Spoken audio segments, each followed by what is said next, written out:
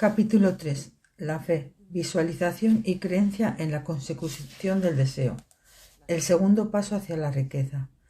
Una fe enfocada llenará de energía cualquier pensamiento, y éste puede alcanzar alturas inimaginables, impulsadas por la poderosa fuerza de la seguridad en uno mismo. La fe es el elemento químico primordial de la mente.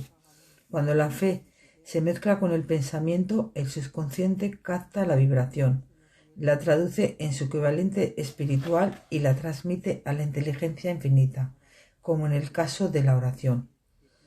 Las emociones de la fe, el amor y el sexo son las más grandes, poderosas de las principales emociones positivas. Cuando se mezclan las tres, tienen el efecto de colorear el pensamiento, de tal manera que éste alcanza al instante el subconsciente y allí se transforma en su equivalente espiritual, la única forma que induce una respuesta de la inteligencia infinita. Tenemos un planteamiento que le ayudará a comprender mejor la importancia que el principio de autosugestión asume en la transmutación del deseo en su equivalente físico o monetario. La fe es un estado mental que se puede inducir o crear con la afirmación o con repetidas instrucciones al subconsciente, a través del principio de autosugestión. Como ejemplo, consideré el propósito por el que probablemente usted está leyendo este libro. El objetivo es, por supuesto, adquirir la capacidad de transmutar el pensamiento intangible del impulso del deseo en su contrapartida física, el dinero. Al llevar a cabo las instrucciones descritas en los capítulos sobre la autosugestión y el subconsciente, resumidas en el capítulo de la autosugestión, usted puede convencer al subconsciente de que crea que recibirá lo que está pidiendo, y ello actuará en esa creencia, que su subconsciente le devolverá en forma de fe, acompañada de planes precisos para procurar eso que usted desea. La fe es un estado mental que usted puede incrementar a voluntad, una vez que haya dominado los 13 principios, porque se trata de un estado mental que crece voluntariamente. A través de la aplicación y uso de esos principios, la repetición de la afirmación de órdenes a su subconsciente es el único método conocido del crecimiento voluntario de la emoción de la fe. Tal vez el concepto le quede más claro con la siguiente explicación de la forma en que los hombres a veces se convierten en criminales. Dicho en las palabras de un famoso criminólogo, cuando los hombres entran por primera vez en contacto con el crimen, éste les repugna. Si siguen en contacto con él durante algún tiempo, se acostumbran y lo toleran. Y si permanecen en contacto con el crimen durante un tiempo suficiente, acaban por aceptarlo y se dejan influir por él. Esto quiere decir que cualquier impulso de pensamiento que sea repetidamente dirigido hacia el subconsciente resulta eventualmente aceptado e influye en el subconsciente, que procede a traducir ese impulso en su equivalente físico, usando la manera más práctica que haya disponible. En relación con esto, vuelva a considerar la proposición que todos los pensamientos que han sido cargados de emoción, asignarle un sentimiento o emoción y mezclarlos con la fe, empiezan inmediatamente a traducirse en su equivalente físico en su contrapartida. Las emociones o la porción sentimental de los pensamientos son los factores que dan vitalidad y acción a estos. Mezcladas con cualquier impulso de pensamiento, las emociones de la fe y el amor y el sexo le añaden más energía de los que tendría por sí sola. No solo los impulsos de pensamiento que se hayan mezclados con la fe, sino los que se mezclan con cualquiera de las emociones positivas o negativas, pueden alcanzar al subconsciente e influir en él. Nadie está condenado a tener mala suerte. A partir de esta declaración, usted comprenderá que el subconsciente traducirá en su equivalente físico un impulso de pensamiento de naturaleza negativa o destructiva, con tanta facilidad como actuaría con pensamientos de naturaleza positiva o constructiva. Esto aplica al extraño fenómeno que millones de personas experimentan, denominando infortunio, desgracia o mala suerte. Hay millones de personas que se creen condenadas a la pobreza y el fracaso por culpa de alguna extraña fuerza que no creen poder controlar. En realidad, ellos son los creadores de su propio infortunio, a causa de esa creencia negativa que su consciente adopta y traduce en su equivalente físico.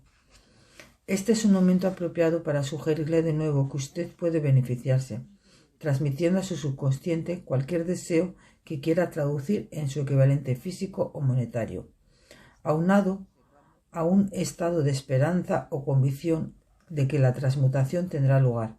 Su convicción o su fe es el elemento que determina la acción de su subconsciente. No hay nada que le impida engañar a su subconsciente al darle instrucciones a través de la autosugestión, tal como yo engañé al subconsciente de mi hijo. Para llevar a cabo este engaño de forma más real, cuando se dirija a su subconsciente, actúa como lo haría si ya estuviera en posesión del objeto material que está pidiendo. Su subconsciente traducirá en su equivalente físico por el medio más práctico y directo cualquier orden que se le dé en un estado de convicción o de fe en que dicha orden se llevará a cabo. Sin duda, se ha dicho bastante para señalar un punto de partida desde el cual uno puede, mediante la experimentación y la práctica, adquirir la capacidad de mezclar la fe con cualquier orden que se le dé al subconsciente. La perfección vendrá a través de la práctica. No puede aparecer por el mero hecho de leer las instrucciones. Es esencial estimular nuestras emociones positivas como fuerzas dominantes de nuestra mente y al mismo tiempo restar importancia y eliminar las emociones negativas.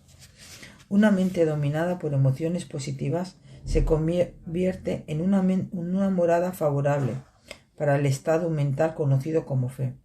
Una mente así dominada puede voluntariarle al subconsciente instrucciones que éste aceptará y ejecutará de inmediato. La fe es un estado mental que se puede inducir. A lo largo de los siglos, las religiones han exhortado a la humanidad en conflicto de tener fe en este o aquel dogma o credo, pero no han logrado explicar a las multitudes cómo tener fe. No han afirmado que la fe es un estado mental que se puede inducir por medio de la autosugestión. Es un lenguaje que a cualquier ser humano normal puede entender. Vamos a describir todo lo que se sabe sobre el principio mediante el cual la fe puede ser desarrollada. Tenga fe en usted mismo. Fe en el infinito. Antes de empezar, debe recordar que la fe es el elixir eterno, que da vida, poder y acción al impulso del pensamiento. Merece la pena leer la frase anterior una segunda vez y una tercera y una cuarta. Merece la pena leerlo en voz alta. La fe es el punto de partida de toda acumulación de riquezas. La fe es la base de todos los milagros y de todos los misterios que no se pueden analizar con parámetros de la ciencia. La fe es el único antídoto conocido contra el fracaso. La fe es el elemento, el componente químico que, combinado con la oración, nos proporciona comunicación directa con la inteligencia infinita. La fe es el elemento que transforma la vibración ordinaria del pensamiento, creada por la mente finita del hombre en su equivalente espiritual. La fe es el único agente a través del cual la inteligencia infinita puede ser aprovechada y utilizada por los seres humanos. La prueba es simple y fácil de demostrar. Va ligada al principio de autosugestión. Por lo tanto, centremos la atención en el tema de la autosugestión para descubrir qué es y lo que se puede lograr con ella. Se sabe que uno llega finalmente a creer cualquier cosa que se repita a sí mismo, sea dicha afirmación verdadera o falsa. Si un hombre repite una mentira una y otra vez, con el tiempo aceptará esa mentira como algo cierto, mas aún creerá que es cierta. Toda persona es lo que es a causa de los pensamientos dominantes que permite ocupen su mente.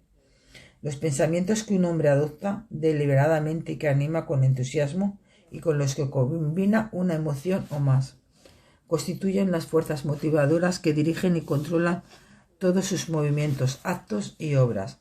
Aquí tenemos la declaración de una verdad muy importante. Los pensamientos combinados con cualquiera de las emociones, ya sean positivos o negativas, constituyen una fuerza magnética que atrae otros pensamientos similares o relacionados. Un pensamiento así magnetizado con las emociones se puede comparar con una semilla que cuando es plantada en tierra fértil germina, crece y se multiplica una y otra vez, hasta que aquello que era originalmente solo una pequeña semilla se convierte en innumerables millones de semillas de la misma clase. La mente humana está constantemente atrayendo vibraciones que armonicen con aquella que la domina. Cualquier pensamiento, idea, plan o propósito que uno tenga atrae infinidad de ideas afines, adhiere estas ideas a su propia fuerza y crece hasta convertirse en el propósito maestro que domina y motiva al individuo en cuya mente se ha alojado. Volvamos ahora al punto inicial para informarnos de cómo se puede plantear en la mente la semilla original de una idea. La información es fácil de entender. Cualquier idea, plan o propósito se puede injertar en la mente mediante la repetición del pensamiento. Por eso le damos instrucciones para que ponga por escrito un planteamiento de su propósito principal u objetivo primordial y preciso. Lo memorice y lo repita en voz alta todos los días hasta que las vibraciones auditivas hayan alcanzado su subconsciente. Decídase abandonar a las influencias de todo ambiente desfavorable para construir la vida que realmente desea. Al hacer un inventario de recursos y capacidades mentales, quizás usted descubra que su mayor debilidad sea su falta de confianza en sí mismo. Esta desventaja puede ser superada y la timidez transformada en valentía y coraje a través de la ayuda que el principio de la autosugestión proporciona. La aplicación de este principio puede ejecutarse mediante la sencilla enunciación de los impulsos de pensamientos puestos por escrito, memorizados y repetidos hasta que lleguen a formar parte fundamental de su mente inconsciente. Primero, fórmula de la autoconfianza. Primero, sé que tengo la capacidad de alcanzar la meta o metas que he definido en mi vida. Por lo tanto, me exijo a mí mismo tomar la acción requerida y persistente y continúa hasta conseguirlo. Aquí y ahora prometo ejecutar tal acción. Segundo, me doy cuenta de que los pensamientos dominantes de mi mente se reproducirán poco a poco en actos externos, físicos, para transformarse en una realidad física. Por lo tanto, concentraré mis pensamientos durante 30 minutos cada día en la tarea de pensar en la persona que me propongo convertirme, creando así una imagen mental clara de esa persona que quiero ser. Tercero, sé que mediante el uso de la autosugestión, cualquier deseo que abrigue con perseverancia buscará expresarse a través de ciertos medios prácticos para obtener el objetivo que haya tras él. Por lo tanto, dedicaré 10 minutos cada día a practicar e incrementar la confianza en mí mismo. Cuarto, he escrito con claridad una descripción del objetivo primordial en mi vida y nunca dejaré de esforzarme hasta que haya conseguido la suficiente confianza en mí mismo para obtenerlo. Quinto, comprendo con claridad que no hay riqueza ni posición que pueda durar mucho, a menos que se haya formado sobre la verdad y la justicia. Por lo tanto, no me comprometeré en ninguna transacción que no beneficie a todos a los que afecte.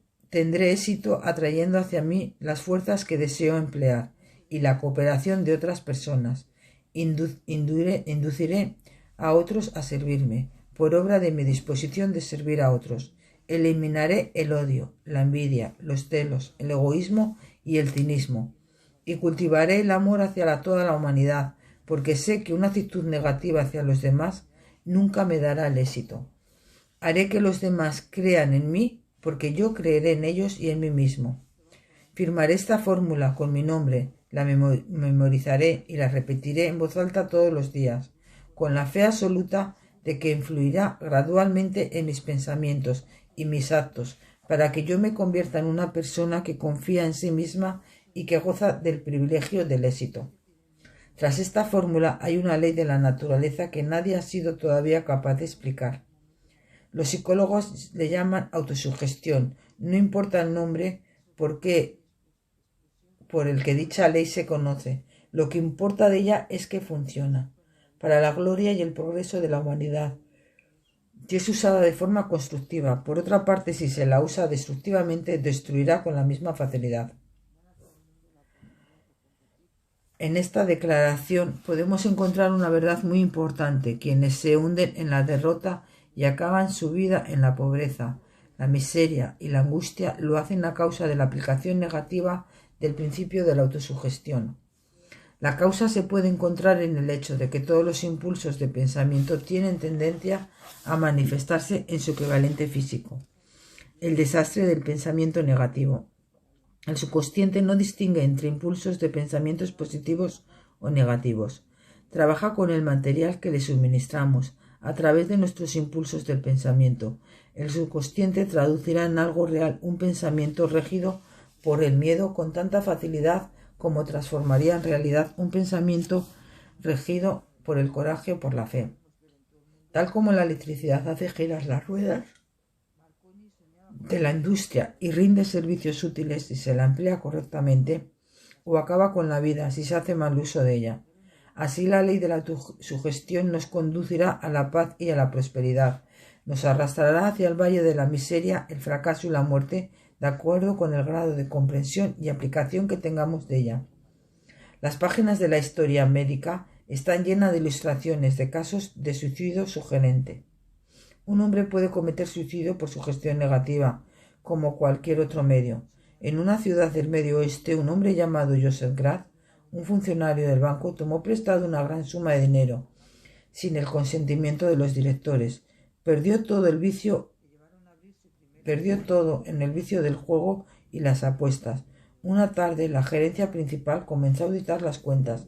El señor Grant salió del banco, tomó una habitación en un hotel local y cuando lo encontraron 3 días más tarde, él estaba acostado en la cama, llorando y gimiendo y repitiendo una y otra vez estas palabras: Dios mío, esto me va a matar, no lo puedo soportar, la vergüenza. Días más tarde murió. Los médicos declararon el caso como suicidio mental. Así como la energía atómica puede ser usada para generar electricidad y beneficiar a miles de personas, de igual manera, si es usada para causar daño, puede en un instante robarle la vida a otros miles, tal como fue el caso de Hiroshima y Nagasaki. Si uno se llena la cabeza de miedos, dudas y desconfianza en su capacidad para conectar y usar la fuerza de la inteligencia infinita, la ley de la autosugestión adoptará ese espíritu de desconfianza y lo usará como patrón mediante el cual el subconsciente lo traducirá en su equivalente físico. Así como el viento arrastra una nave hacia el este y otra hacia el oeste, usted será elevado, hundido por la ley de la autosugestión, de acuerdo con la manera en que usted oriente las velas de su pensamiento. La ley de la autosugestión, que puede elevar a cualquier persona a niveles asombrosos de realización, queda bien descrita en los siguientes versos de Ruth Killing. Si piensas que estás vencido, lo estás. Si piensas que no te atreves, no lo harás. Si piensas que te gustaría ganar pero no puedes, no lo lograrás. Si piensas que perderás, ya has perdido, porque en el mundo encontrarás que el éxito comienza con la voluntad del hombre. Todo está en el estado mental, porque muchas carreras se han perdido antes de haberse corrido, y muchos cobardes han fracasado antes de hacer su trabajo empezado. Piensa en grande, y tus hechos crecerán. Piensa en pequeño, y quedarás atrás. Piensa que puedes, y podrás. Todo está en el estado mental. Si piensas que estás aventajado, lo estás. Tienes que pensar bien para elevarte. Tienes que estar seguro de ti mismo antes de intentar ganar un premio. La batalla de la vida no siempre la gana el hombre más fuerte o el más ligero, porque tarde o temprano el hombre que gana es aquel que cree que puede hacerlo. Observe las palabras que se han destacado y captará el profundo significado que el poeta expresa. ¿Qué genio yace dormido en su cerebro? En algún rincón de su ser está latente dormida la semilla de la realización que si germinará y se pusiera en acción lo elevaría a niveles que tal vez usted nunca imaginó alcanzar. Así como un virtuoso puede crear las melodías más hermosas de las cuerdas de su violín, usted puede despertar el genio que yace dormido en su mente y hacer que lo conduzca hacia la cima, hacia cualquier objetivo que desee alcanzar. Abraham Lincoln fue un fracasado en todo lo que intentó, hasta después de haber sobrepasado los 40 años.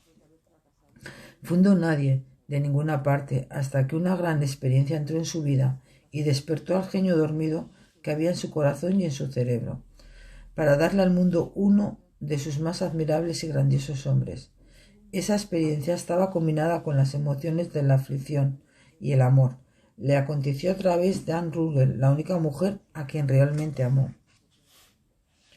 Es un hecho que la emoción del amor es ligada al estado de ánimo, conocido como la fe, y esto se debe a que el amor se aproxima mucho a traducir los impulsos de pensamientos propios en su equivalente espiritual. Durante su labor de investigación, el autor ha descubierto a partir del análisis de la vida y obra realizaciones de centenares de hombres, de posiciones destacadas, que detrás de casi de uno de ellos existía la influencia del amor de una mujer. Si quieres pruebas del poder de la fe, examine los logros de los hombres y mujeres que se han valido de ella. Jesús, el Nazareno, encabeza la lista. La base de la cristiandad es la fe, independientemente de cuántas personas hayan falseado o malinterpretado el significado de esta gran fuerza. Ni tampoco importa cuántos dogmas y credos se han creado en su nombre, que no reflejan sus principios. La esencia de las enseñanzas y de las realizaciones de Cristo, que pueden haberse interpretado como milagros, son nada más y nada menos que fe. Si hay fenómenos milagrosos, se producen solo a través del estado mental conocido como la fe. Consideraremos el poder de la fe tal como nos la mostró un hombre bien conocido por toda la humanidad, Mahatma Gandhi, de la India. Este hombre, el mundo tuvo uno de los ejemplos más sorprendentes de las posibilidades de la fe que ha conocido la humanidad. Gandhi ejerció más poder potencial que ninguno otro de sus contemporáneos, y ello a pesar del hecho de que no contó con ninguna de las herramientas ortodoxas del poder, tales como dinero, buques de guerra, soldados ni armas. Gandhi no tenía ni dinero, ni casa, ni siquiera ropas, pero tenía poder. ¿Cómo lo obtuvo? Lo creó a partir de su comprensión del principio de la fe y mediante su habilidad para trasplantar esa fe a la mente de 200 millones de personas.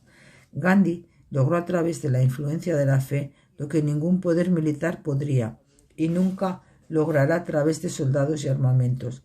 Gandhi consiguió la sorprendente proeza de influir en 200 millones de mentes para formar un conglomerado humano que se moviera al unísono como un solo hombre.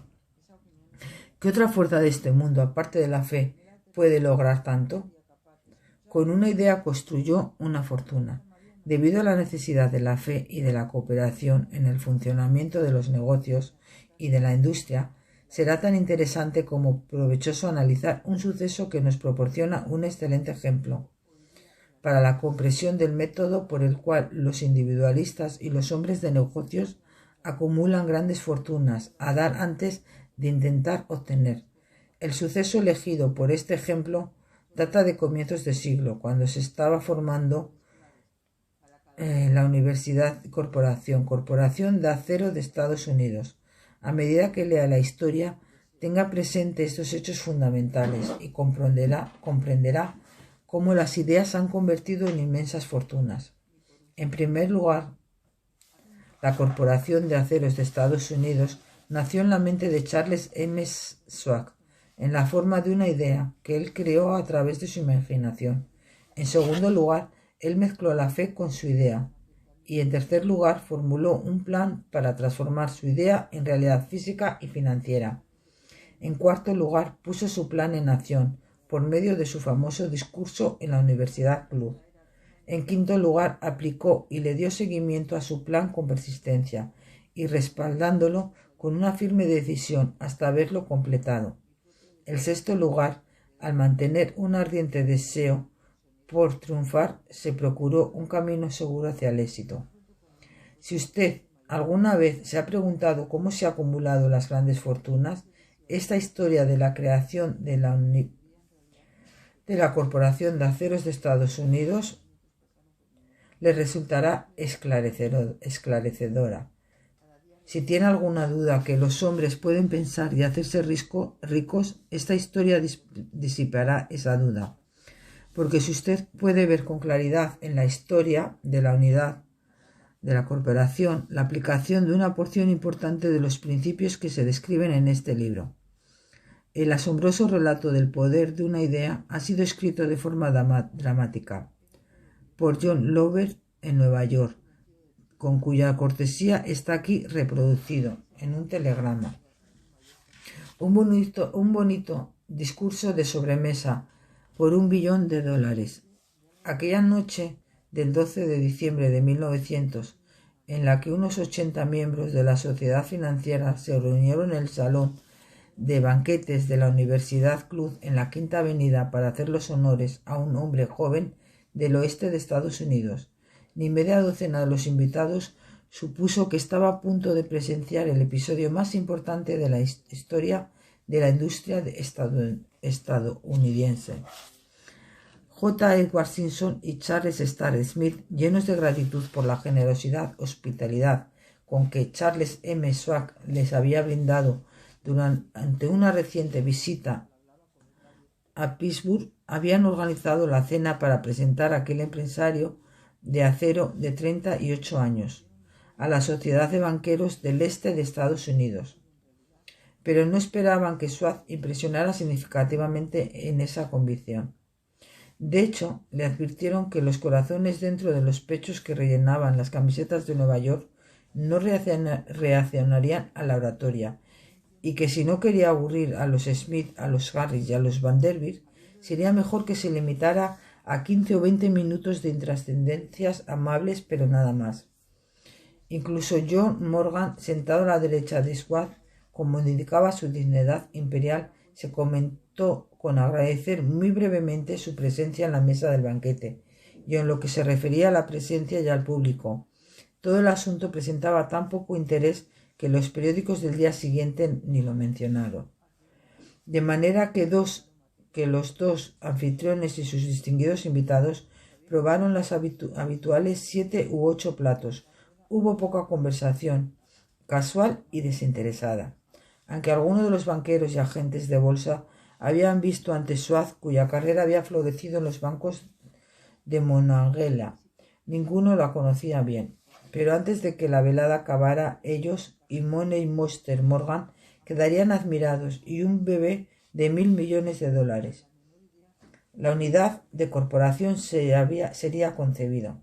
Quizás sea lamentable para fines históricos que no se haya hecho ningún registro o documentación del discurso de Charles en aquella cena. Sin embargo, tal vez se tratara de un discurso casual, con errores gramaticales, pues los perfeccionamismos del lenguaje nunca le interesaron a Schwab, lleno de refranes y compaginado con ingenio, pero sin lugar a dudas obtuvo una fuerza y un efecto impresionante sobre los $5.000 millones del capital estimado de que los comensales representaban. Cuando terminó y la reunión vibraba todavía con sus palabras, aunque Schwab había hablado durante 90 minutos, Morgan condujo al orador a una ventana apartada donde, balanceando las piernas en un alto e incómodo asiento, hablaron durante 1 hora más. La magia de la personalidad de Schwab se había puesto en acción con toda su potencia, pero lo más importante y perdurable fue el programa detallado y explícito que presentó para el engrandecimiento del acero. Muchos otros hombres habían tratado de interesar a Morgan en montar juntos un trust de acero a partir de combinaciones como empresas de pastelería, cables, flejes, azúcar, goma, whisky y aceite o goma de mascar. John Gates, el apostador, lo había urgido a hacerlo, pero Morgan no había confiado en él. Los hermanos Moore, Bill y Jim, mayoristas de Chicago, que habían fusionado una fosforera y una corporación de galletas, habían tratado de convencerlo, fracasando en su intento. Elbert Arthur, el santurrón abogado del Estado, quiso atraerlo a su terreno, mas no llegó a ser lo bastante grande como para impresionarlo, hasta que la elocuencia de Schwab elevó a Morgan a las alturas, desde donde pudo visualizar los sólidos resultados del proyecto financiero más atrevido que se hubiera concebido nunca. La idea era considerada un delirante sueño de espectadores ingeniosos. El magnetismo financiero, que desde hace una generación empezó a atraer a miles de compañías pequeñas y a veces ineficazmente dirigidas a agrupaciones más grandes y competitivas, se volvió algo común en el mundo de acero, gracias a los artilugios de aquel jovial pirata de los negocios, John W. Gates. Esta había formado ya la American Steel Compañía, con una cadena de pequeñas empresas, y junto con Morgan había creado la Federal Compañía. Pero al lado del gigantesco trust vertical de André Garnier, dirigido por 53 accionistas, esas otras combinaciones resultaban insignificantes. Podían combinarse como mejor les pareciera, pero ni todas juntas harían mella en la organización de Garnier, y Morgan lo sabía. El viejo escocés excéntrico también lo sabía. Desde la majestuosidad de las alturas de Sico Gastel había visto primero entretenido y luego con resentimiento los intentos de las pequeñas compañías de Morgan competir en la misma industria. Cuando esos intentos se tornaron demasiado serios, el mal genio de Garnier se convirtió en ira y en deseos de venganza. Decidió duplicar cada fábrica suya por cada una que sus rivales poseyeran. Hasta entonces no había tenido interés en cables, tubos, flejes ni planchas. En cambio se contentaba con venderle el acero en bruto a esas compañías y las dejaba que produjeran cualquier cosa que quisieran. Ahora, con Schwab como jefe y lugarteniente capaz, planeaba arrinconar a sus enemigos contra la pared. Así fue como Morgan vio la solución a su problema de combinaciones con el discurso de Charles M. Schwab. Un trust sin Garnier. El gigante no sería ningún trust, sino un pastel de ciruelas sin ciruelas.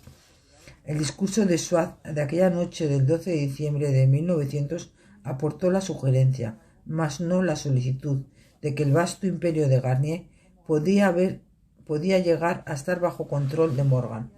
Habló del futuro mundial del acero, de reorganización en áreas de la eficiencia, de especialización, de deshacerse de compañías improductivas, de la concentración del esfuerzo en las propiedades florecientes, de ahorros con el tráfico mineral bruto y de ahorros en los departamentos directivos y administrativos, de captar mercados extranjeros. Mas todo eso les dijo a los bucaneros que había entre ellos dónde estaban los errores de su piratería habitual. Sus metas suponía él había sido crear monopolios, aumentar los precios y pagarse a sí mismo dividendos exagerados, más allá de todo privilegio. Con su estilo franco, Schwab condenó ese sistema, la estrechez de su visión al adoptar dichas políticas. Dijo a su auditorio, residía en el hecho de que restringía el mercado en un momento en que todo apuntaba hacia la expansión. Abaratando el coste de acero, explicó se crearía un mercado expansivo, se idearían más usos para el acero y se captaría una parte considerable del mundo de la industria. En realidad, aunque él no lo supiese, Schwab era un apóstol de la moderna fabricación en serie.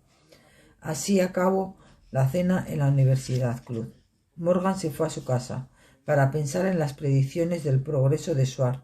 Schwab regresaba a Pittsburgh a dirigir el negocio siderúrgico de Garnier, mientras Gary y todos los demás volvían a sus teletipos para especular, anticipándose al próximo movimiento. No tardó mucho en suceder. A Morgan le llevó más o menos una semana digerir el festín de razonamientos de Schwab que le había puesto delante. Cuando se aseguró que no iba a sufrir ninguna indigestión financiera, llamó a Schwab y se encontró con un hombre bastante reticente. Al señor Garnier, le dijo Schwab, quizá no le alegrara mucho descubrir que el presidente de su conglomerado de empresas había estado coqueteando con el emperador del Wall Street, el sitio que Garnier había resuelto no pisar jamás. Entonces Joe Gates, que hacía de intermediario entre Morgan y Schwab, sugirió que si Schwab estuviera casualmente de paso por el hotel de Filadelfia, con Morgan podría coincidir con el mismo sitio. Sin embargo, cuando Schwab llegó a Morgan, se hallaba enfermo en su casa de Nueva York. Y presionando por el hombre mayor, Schwab viajó a Nueva York y se presentó ante la puerta de la biblioteca del financiero.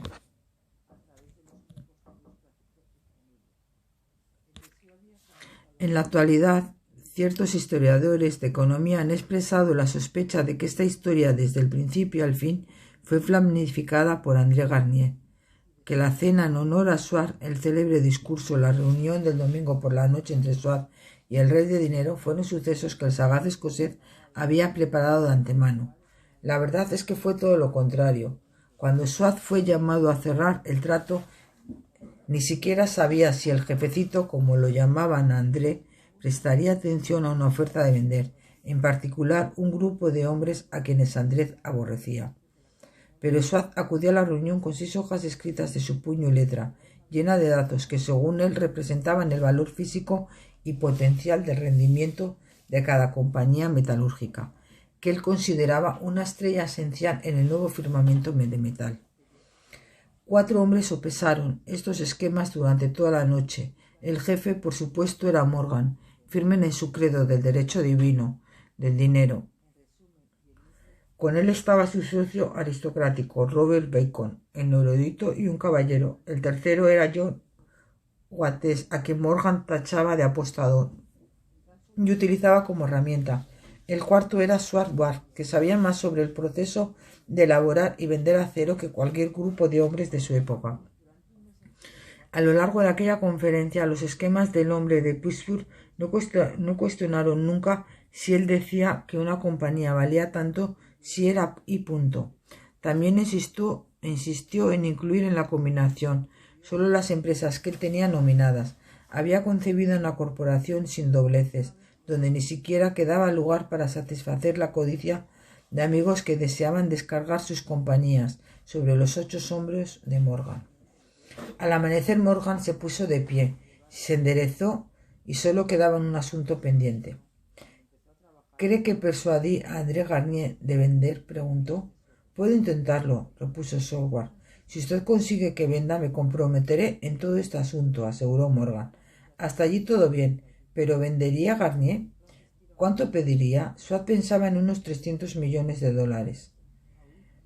¿Cómo se efectuaría el pago? ¿En acciones ordinarias o preferentes? ¿En bonos? ¿En efectivo? Nadie podía reunir 320 millones de dólares en efectivo. En enero acudieron a un partido de golf en los helados prados de André Webster. André Garnier envuelto en su suéter, bien abrigado, y Charles conversando de trivialidades, para mantener una agradable charla. Pero no se pronunció ni una palabra sobre negocios hasta que la pareja se sentó en la cálida sala de la cabaña de Garnier, pues seguía cerca de allí. Entonces, con el mismo poder de convicción con que había hipnotizado 80 millonarios en la Universidad Club, Swart dejó caer brillantes promesas de retiro y comodidad de los innumerables millones que satisfarían a los caprichos sociales del viejo escocés. Garnier estuvo de acuerdo. Escribió algo en un trozo de papel y dijo: «Muy bien, venderemos por este precio». La cifra era de unos 400 millones de dólares y surgió a partir de los 320 millones que Swart había previsto como precio básico, añadiéndole 80 millones para recuperar el valor aumentado sobre el capital previsto durante los últimos 2 años. Más tarde, en la cubierta de un transatlántico, el escocés le decía malhumoradamente a Morgan: «Ojalá te hubiera pedido 100 millones más. Si me los hubieras pedido, te los hubiera dado», le respondió Morgan cortésmente. Hubo cierto alboroto, por supuesto. Un corresponsal británico envió un cable diciendo que el mundo del acero extranjero estaba aterrado ante la gigantesca corporación. El presidente Hall de Yad declaró que a menos que se regulasen los TUD, el país tendría un emperador en Washington durante los próximos 25 años. Pero ese hábil agente de bolsa que Kett era se esmeró en su trabajo de impulsar tan vigorosamente las nuevas acciones hacia el público que todo el exceso de liquidez estimado por algunos en cerca de 600 millones de dólares fue absorbido en un abrir y cerrar de ojos, de manera que Garnier obtuvo sus millones. El sindicato de Morgan consiguió 62 millones por todos sus problemas, y todos los muchachos de Gates-Gadet también ganaron sus millones. Swart, de 38 años, obtuvo también su recompensa. Fue nombrado presidente de la nueva corporación y ostentó el cargo hasta 1930. La riqueza empieza con una idea. La impresionante historia que usted acaba de leer es un ejemplo perfecto del método por el cual el deseo se puede transformarse en su equivalente físico. Me imagino que algunos lectores cuestionarán la afirmación de que un simple deseo intangible se puede convertir en su equivalente físico. Sin duda, algunos dirán, es imposible convertir algo de la nada. Sin embargo, la prueba está en la historia de la creación de la unidad de corporación. Esa gigantesca organización se creó en la imaginación de un hombre. El plan por el que le proporcionaban la organización hornos de acero que aportaban su estabilidad financiera se creó en la mente de la misma persona. Su fe, su deseo, su imaginación y su perseverancia fueron los verdaderos ingredientes esenciales que conformaron la unidad de tal corporación. Los hornos y los equipos mecánicos adquiridos por la empresa después de haberse establecido legalmente fueron incidentales, pero unos análisis cuidadosos revelará el hecho del que el valor aumentado de las propiedades adquiridas por la corporación se incrementó en unos 600 millones de dólares, por la mera transición de que los consolidaba bajo una misma gerencia. En otras palabras, la idea de Charles Umesmuat, asumada la fe con la que contagió a Morgan y a los demás, había dado unos beneficios de unos 600 millones de dólares. No es una suma insignificante por tan solo una idea. ¿Qué pasó con alguno de los hombres que tomaron parte de los millones de dólares de beneficio obtenido con esta transacción? Ese es un asunto de poca importancia comparado con el valor inmensurable de la filosofía que este libro enseña y que esta historia viene a comprobar, pues el principio de piense y hágase rico está en la esencia del éxito de esta transacción. La unidad Stahl Corporation prosperó hasta convertirse en una de las empresas más ricas y poderosas de Estados Unidos, dando empleo a miles de personas, desarrollando nuevas aplicaciones para el acero y abriendo nuevos mercados, demostrando de este modo que los 600 millones de beneficio que la idea de Schwartz produjo estaban bien merecidos. La riqueza empieza a partir de una idea. La cantidad está limitada solo por la persona en cuya mente esa idea se pone en movimiento. La fe elimina las limitaciones. Recuerde esto. Cuando usted está listo para obtener de la vida lo que realmente usted quiere. Recuerde también que el hombre que creó la unidad de Stahl Corporation era prácticamente desconocido en ese tiempo. No era más que un empleado de André Garnier. Sin embargo, una simple idea lo llevó rápidamente a una posición de poder, fama y riquezas. Capítulo 3.